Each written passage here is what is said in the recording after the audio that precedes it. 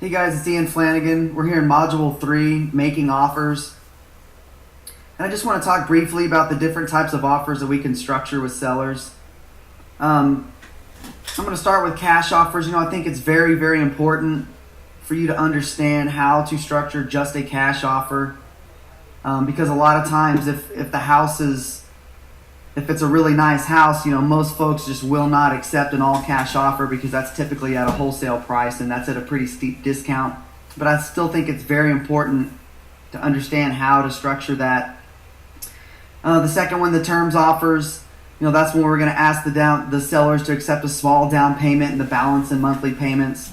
And we're going to go into a little bit more detail on each one of these. I just want to cover these briefly here. And then a lease option, controlling the property without ownership.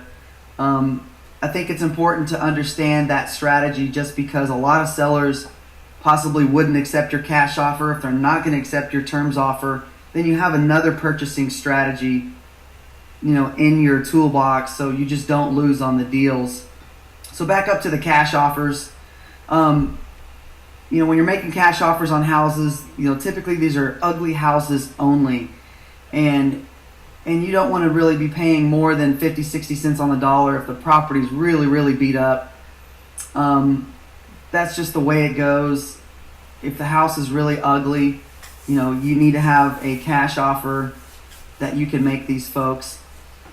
And there's a lot of different ways that you can fund cash offers. If you're out there networking, you're looking for private money, and I think everybody should be constantly looking for private money because it can really help grow your business very, very quickly and explode your business in some instances is what we've experienced.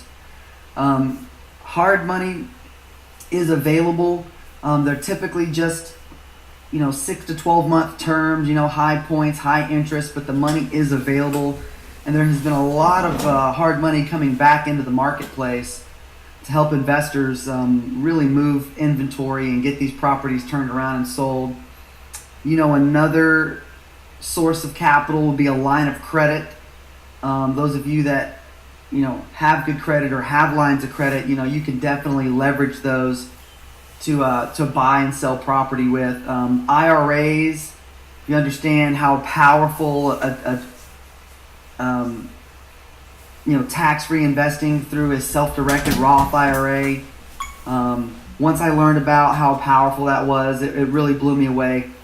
And I've had some great success investing out of my IRA.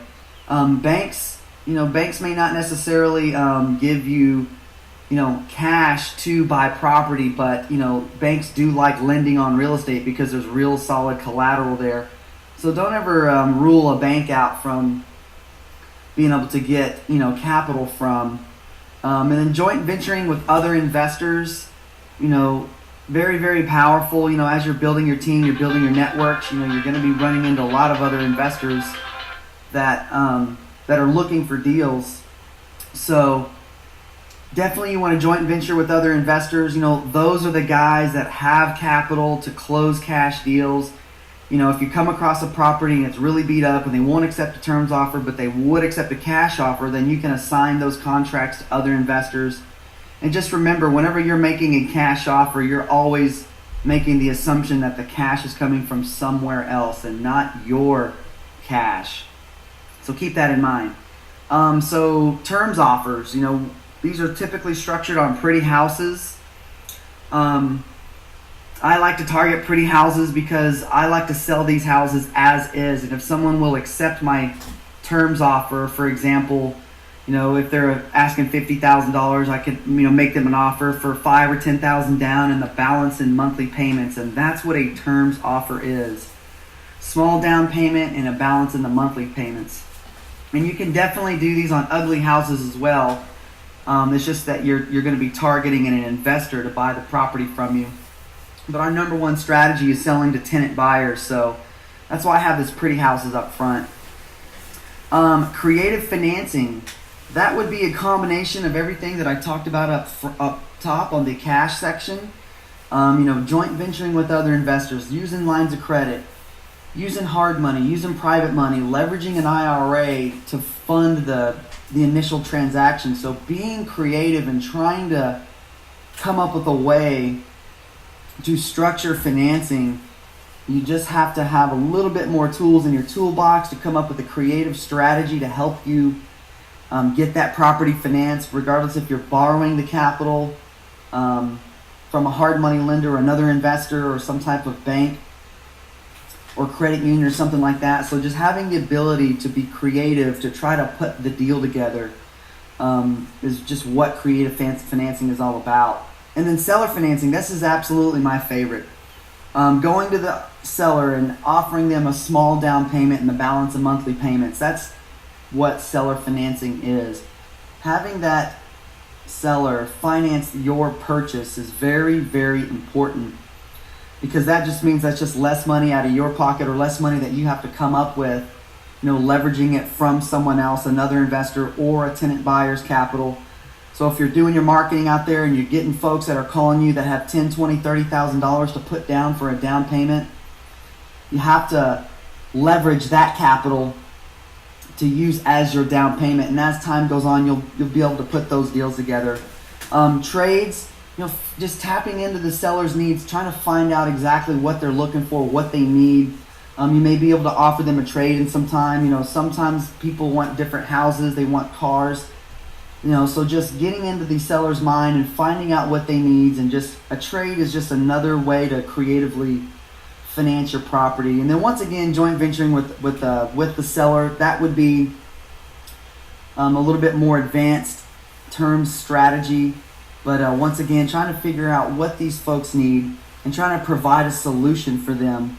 So if you can take over a property and then offer some of that equity to the back end with no payments for, say, 8 to 10 months or something like that, there's just a lot of different ways that you can put together deals with these folks.